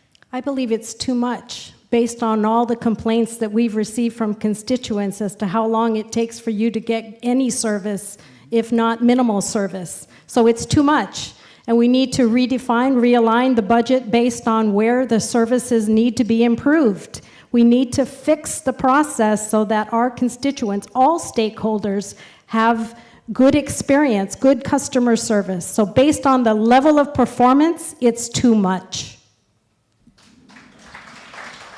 Now, my follow-up question to that is, when we say operational costs, most of that's going to be payroll. Would you support more initiatives into putting more private sector partnerships, such as outsourcing or privatization? Yes, I would support public-private partnerships for many entities, primarily because if a business can do better instead of the government, then we should let the business provide the better service. We should not be growing the government based on how many people we are going to need in order to get elected. I think it needs to be based on who provides the better service, because our customers are paying. You businesses are paying the taxes. Thank you very much. I'm going to turn it over to you. Do you support privatization, outsourcing, cutting down public employee payroll in order to deliver better services? We always have to look at public-private partnerships because many of them do work. But critical services that the government must and should operate should stay with government. Anywhere that we can ensure that a public-private partnership will be more advantageous to our people and to the community, to the consumers, absolutely. And that's what we need to look, is that balance to ensure that these public-private partnerships are working and government is working at the same token. Thank you very much. We're going to talk more about tourism. Should Guam focus more on higher spending visitors rather than visitor volume? It's a good question. I think that Guam needs to be diverse. I think anywhere in the world you have high-tier visitors. In that case, you need a high standard of service. You need a certain level of food and beverage operation, a certain level of hotel. You need to fix the operation at the airport and the corridors to Tumon. But we also need the volume play. We need tourists that are going to enjoy the ecotourism opportunities, the younger tourists, more wedding market. There's different tiers, and we need to attack them all systematically. Thank you. Thank you very much. For the Blas Okada team, should Guam focus more on higher spending visitors rather than visitor volume? No, we should diversify, and we should actually focus on both sides. And we have that opportunity to be able to do this, okay? Be able to offer an experience that they hire an individual who can spend a lot and can experience, as well as a family, an individual who just wants to get away to go play around the golf or to go into to the beach. At the same time, what you need to do is make sure that when they come, whatever experience they want to get or they have is a memorable experience that they want to come back. Thank you. So I'm going to throw another tourism question. In your administration, what is your vision 4 years from now, the role of the Guam Visitors Bureau? The role of the Guam Visitors 4 years ago should be able to market Guam. Market Guam. I think that, I've got an initiative that would basically revamp tourism. It's called the Guam Experience Authority. It's being able to make sure that the experience that a visitor gets is the same experience that a family would get here in Guam. Because you see, if a family can enjoy the experience here in Guam and can tout about it, the visitor is going to want to be able to feel that same experience. That's what we want to be able to do. Thank you. This side, again, 4 years into your administration, what is your vision of the role of the Guam Visitors Bureau? You said 4 years? In 4 years. Yeah, I don't think there's anything necessarily wrong with GVB. I think it's leadership. I think it starts at the top, and it goes down to putting the right people in place and holding them accountable. And I think, again, with the Chief of Tourism and our administration working with the entire government of Guam to all have a North Star, to have a plan that we are all following in unison with the stakeholders in the private sector. That's going to be the key. And within 4 years, we're going to get that $1 million mark again. I mean, sorry, not million arrival mark on an annual basis. And then we're going to go back to what we were pre-pandemic and start going to new heights of tourism. Thank you. Thank you. So we're going to go back to government modernization and structural reform. This is for you all, team. Should modernization focus first on the services used by the greatest number of residents? Should modernization focus first for the services used by the greatest number of residents? I believe it should focus on the greatest number of residents that are using the services, because what we need to do is we need to ensure that modernization grows with our community. Modernization needs to be one of those things that we can ensure that if it's going to be revenue collections, we collect revenues with Department of Revenue and Taxation. We need to ensure that whether it be another different agency, Parks and Recreation, high volume use of our people, they be able to ensure that their permittings or whatever that they want to ensure to get their people into different areas, then let's do it. Let's modernize our government. Thank you. So my follow-up question is, what 2 things would you put on your list to do first for modernization? I think not in any priority, but number 1 is going to be the Port Authority. We are an economy that relies heavily on imports, and that's not going to change regardless how much we improve our manufacturing and our agriculture industry here. So we need to invest in the port and make sure that we're as efficient as possible, and we go to the next level in terms of vessels that can come in and the service we can provide, and keep our costs under control, maybe even reduce costs.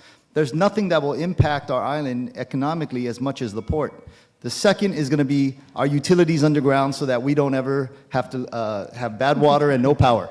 Thank you. I think we already have the water underground, so that's good. We're at a head start.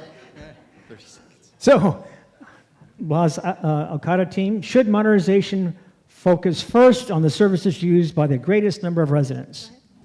Okay, should focus first on the most services used. When was the last time you went and tried to get a driver's license? Okay, or pay your taxes, and then find out that that you owe taxes that they say that you owe taxes from last year when you actually already paid it. So we need to be able to modernize in those areas, because we start to modernize them in those areas. Some of the very basic services that our people ask for, things will become a lot easier. And so, all right, thank you very much. So I have a question for you regarding government effectiveness and accountability. Should government publish agency service delivery results? Yes, the government should publish agency delivery results because the public deserves to know how efficient each government entity is working, how they are in alignment with their strategic plan. Are they carrying out the mission that they are being held accountable to? So yes, they should publish. The citizen-centric is one way, their audits are another, the budget performance is another measure. So all of those together show and just demonstrate government efficiency. So my follow-up question would be, what agencies would you prioritize that would be publish the results at least on a quarterly basis? Department of Administration would be the first because it is the lifeline of where all the government funding comes from, and in connection with that is Department of Revenue and Taxation, because they collect the revenues that are necessary for us to efficiently report our revenues, identify, because if we don't know how much money we have, we don't know how much money we're spending, then we're lost in budgeting and everything else. Thank you. Again, for your team, should government publish agency service delivery results? Yes, they should, and that goes to transparency on how well and effective and efficient an agency is working for the people of Guam, ensuring that the quality of work that is going out, that they can ensure that they are providing, your tax dollars are providing the services that you depend and you deserve to receive. And my follow-up question is, what 2 or 3 agencies would you prioritize? Well, currently we're under performance-based budgeting on a couple of agencies. And like Dr. Mary said, Department of Revenue and Taxation is one of those agencies that should be prioritized in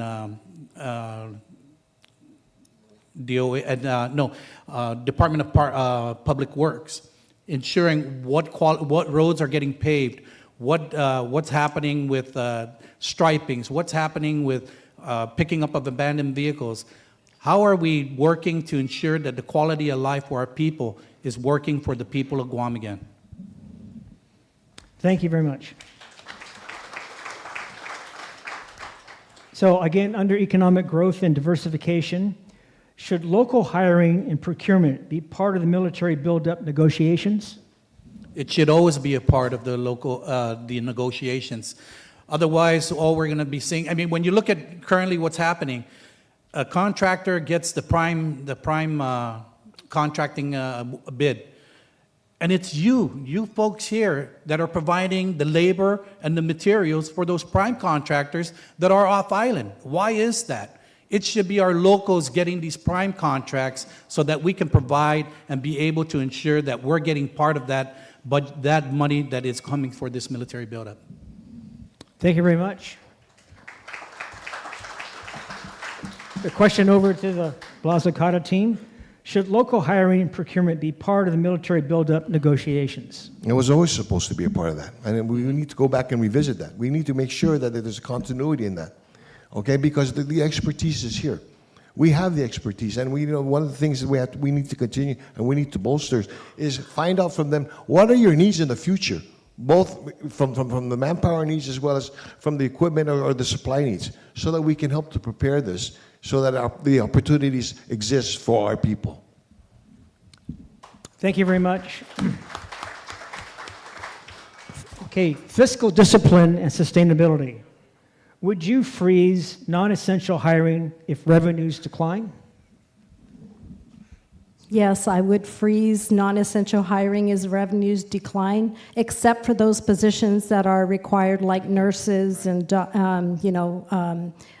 police officers, firefighters. So we would have to identify the critical areas, but otherwise, yes, I would freeze the hiring. Thank you very much. So, again, on this table here, would you freeze non-essential hiring if revenues decline? I guess that's why Speaker Blas didn't answer, because Speaker Blas and I introduced legislation that would freeze non-essential hiring. And it's important because we don't know what next year's budget is going to be in having these additional hires. So what we also need to look at, it doesn't stop the merit bonus increments and pays. It doesn't stop that. It just says, let's take a break. Let's look at what we're doing to ensure that we got the proper amount of workforce within our government, but yet not going over and ensuring that it's just going to be carte blanche for hiring. Thank you very much, everybody. That concludes the lightning round portion of this program. You all did very well. Thank you very much for your answers. So now we invite each gubernatorial team to offer a closing statement and share the vision that they hope will guide Guam over the next 4 years. So I turn it over to... Thank you to the Chamber of Commerce once again. There's a term that the kids use nowadays. It goes, standing on business. And it means doing what you say you're going to do. It means stepping up and delivering. It means make it happen. The people of Guam and the Chamber are tired of excuses. And they want leaders who stand on business. Leaders who produce results. And the Ada Calvo team is ready to do exactly that. Thank you.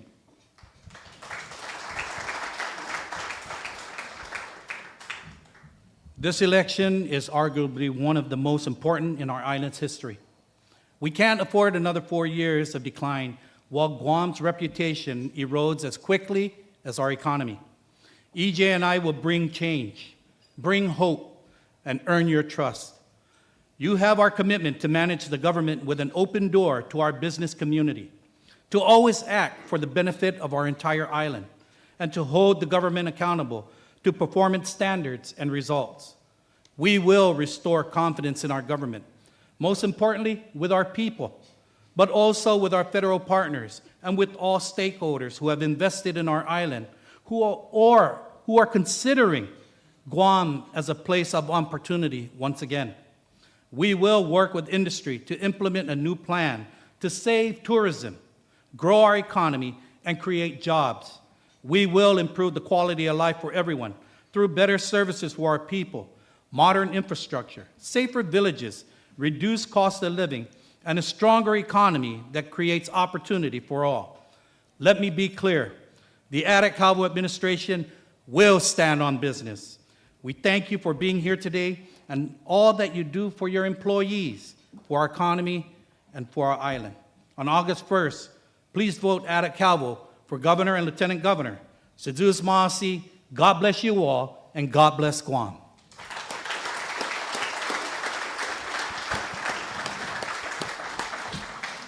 Blas Okada team. Well, first off, today's discussion made one thing unmistakably clear. Guam needs reform. Not reform in theory, not reform in speeches, but reform in action. The kind of action that strengthens our fiscal foundation, restores accountability, and positions our island to compete and win in a rapidly changing world. Throughout our campaign, Mary and I have engaged in a listening tour, and we've heard your frustrations. We heard the aspirations, and we heard the truth. Our systems must work better, faster, and more transparently if we expect businesses to invest, workers to thrive, and families to feel secure about their future. Fiscal stewardship cannot be optional. It is the bedrock of stability.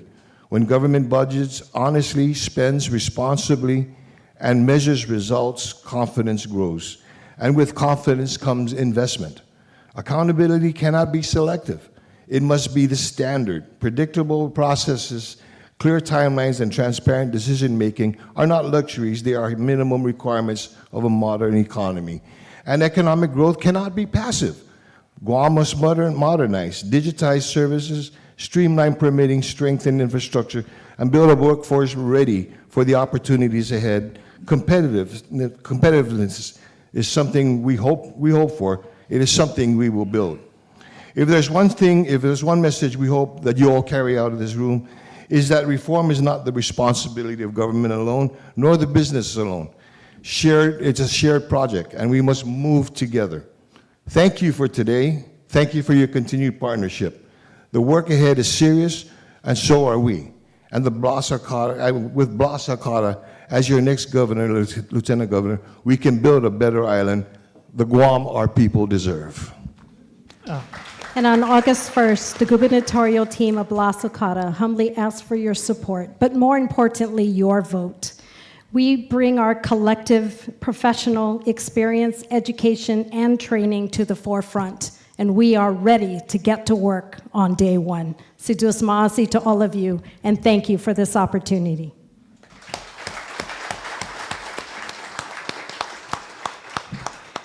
Today we've heard different ideas and different approaches, but one responsibility unites every candidate on this stage: the stewardship of Guam's future.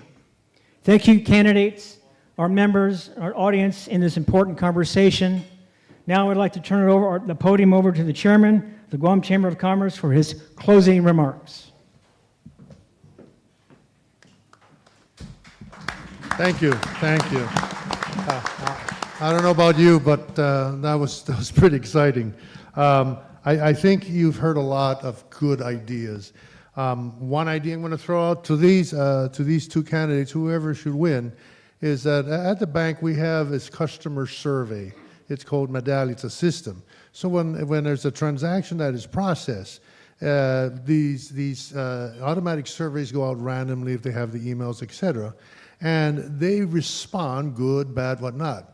And the manager has so many days to respond. If he doesn't respond, then it elevates to me, and then it elevates up to senior management.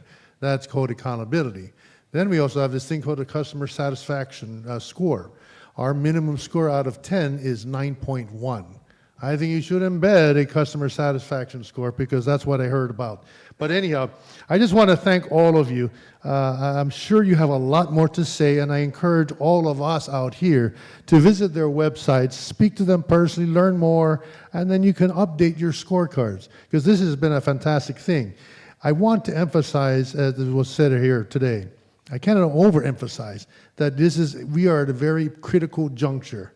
The definition of insanity is to do things over and over again, the same things over and over again, and expect different results. That's what we're looking for. We want people to not do things over and over again. We want different ideas. And based on a lot of the social media posts, there's a lot of movement out there. People are looking for change, and we want to look for accountable leaders. Most important, you need to speak to your staff. You need to speak to your friends, your family. Let them know, and let us know if you need to come to your offices to help you register them. Because we can talk, but if we don't get the voters out to vote, it means nothing. And we need to educate a lot of our staff, friends, and families, get them out to vote. And we're willing to go out to your workplaces to help them if you need to register. Again, one last thing, thank you all for your patience. This has been fantastic. Thank you, teams. This was fantastic. Speakers Blas, Dr. Okada, Vice Speaker Ada, and EJ. This was fantastic. Let's give them one round of applause.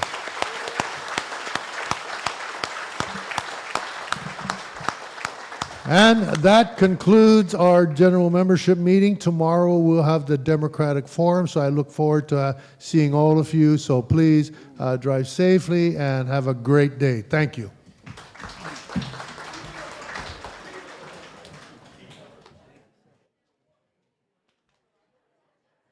Again, like the chairman has mentioned, that concludes the Guam Chamber of Commerce Gubernatorial Forum Day 1 with the Republican Party. So please tune in tomorrow. We will start the stream again around 10:30 a.m. for another round of the Guam Chamber of Commerce Gubernatorial Forum with the 3 Democratic candidates. Thank you so much for tuning in. Once again, this is Wave 105, and we now bring you your regularly scheduled program on Wave 105. Sidus Maasi.